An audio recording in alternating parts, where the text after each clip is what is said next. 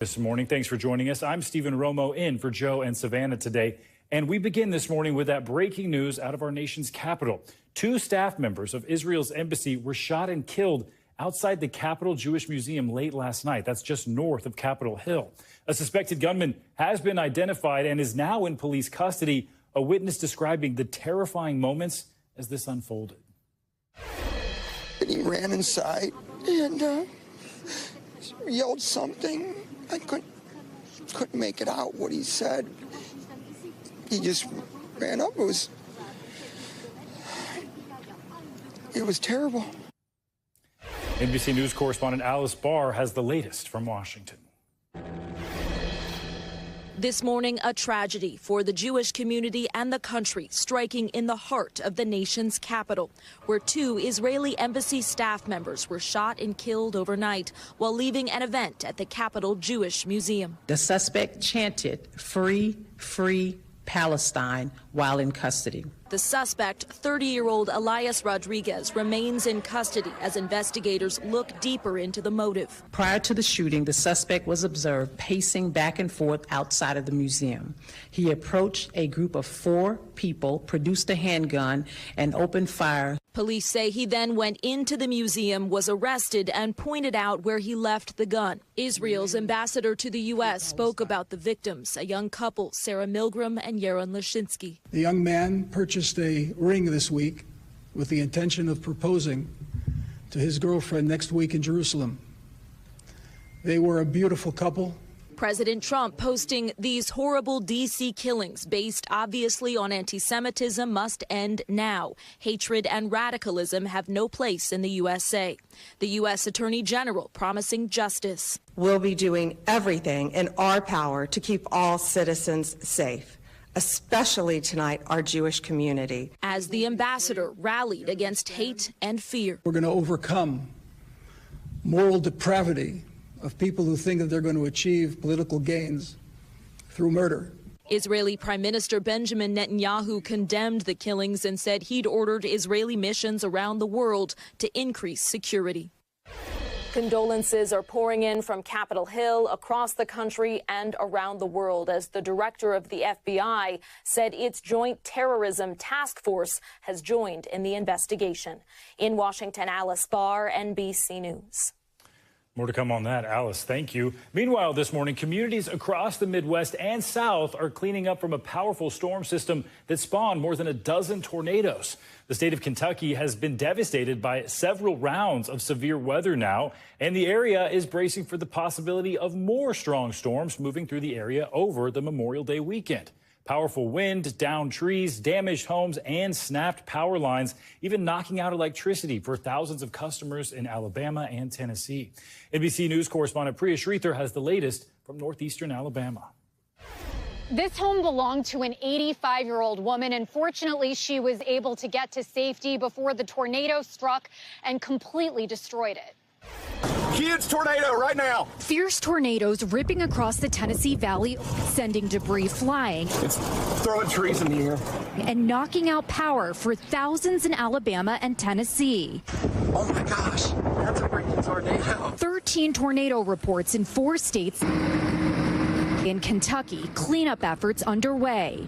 A massive EF4 tornado killed 19 people. There it goes. In Alabama, a tornado tearing the roof off of Gary Kennedy's home. Normally, I'm somebody that volunteers. Somebody helping me is kind of I'm not used to that. So it's touching to have that much help. In Madison County, everything you've ever worked for your whole life is scattered all over the community now, you know, in the matter of just minutes. The Gibson family lost everything. All of this can be replaced. I've got my wife, my kids, everybody's good, so that's, at the end of the day, that's the most important thing.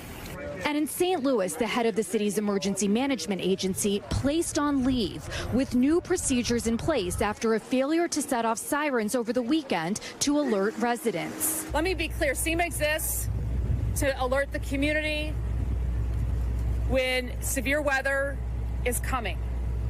This office failed to do that in the most horrific and deadly storm that our city has experienced in my lifetime. And back out here in Gurley, Alabama, there are crews actively combing through all of the debris in this area. National Weather Service survey teams are trying to assess the extent of the damage, but they did say it could take days. Back to you. Rough situation. Priya, thank you.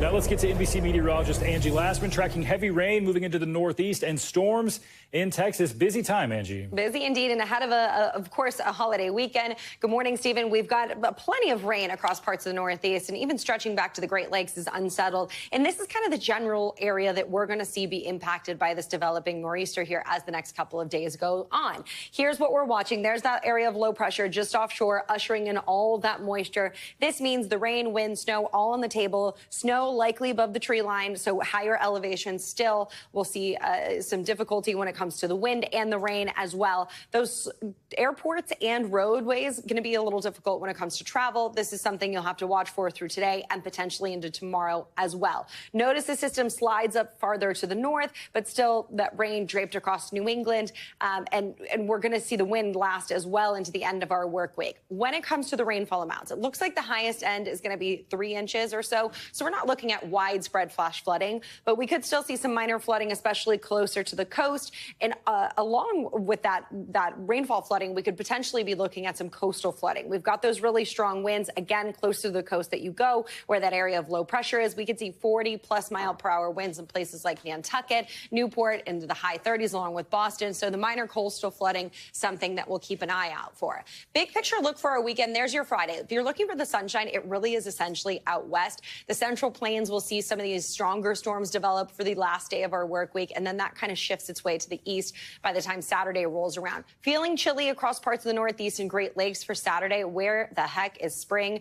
And honestly, the unofficial start to summer, not feeling like it, at least for the east here. As we get into Sunday, you can see temperatures in the 60s in the Northeast. The flooding will be likely, though, with that same storm system across the middle of the country. Still warm, still dry, still sunny for our friends out west, and a great Memorial Day for them. They'll see temperatures in the 70s. Unfortunately, a big difference as you look to the southeast, Stephen, where we will need umbrellas and potentially indoor plans for Memorial Day. I have an umbrella. I bought one. And do you have indoor plans? I do have indoor plans. I love some indoor plans. Well, if you're going to be in New York, it'll be okay. Not quite as toasty as we wanted on Memorial Day, but still dry. Okay, I won't complain this time. Okay, perfect. Angie, thanks so much. All right, now to more breaking news, this time on President Trump's so-called big, beautiful spending bill. House Republicans have successfully passed that sweeping domestic policy measure ahead of their Memorial Day weekend deadline. Lawmakers voted 215 to 214 to pass that bill, which includes $3.8 billion in tax cuts and some big changes to Medicaid. They pulled another all-nighter, launching into debate on the bill in the early morning hours today. The 1,000-page bill cleared the House Rules Committee yesterday after a marathon 21-hour session and some major revisions. Next, it heads to the Senate, where Republicans there have already raised concerns about the impact the massive tax cut and spending package could have on the U.S. debt. NBC News Capitol Hill correspondent Julie Sirkin joins us now with the latest on this. Julie, wow, talk about a marathon session. Let's first play some of what we heard from party leaders earlier this morning. This is one big, ugly bill.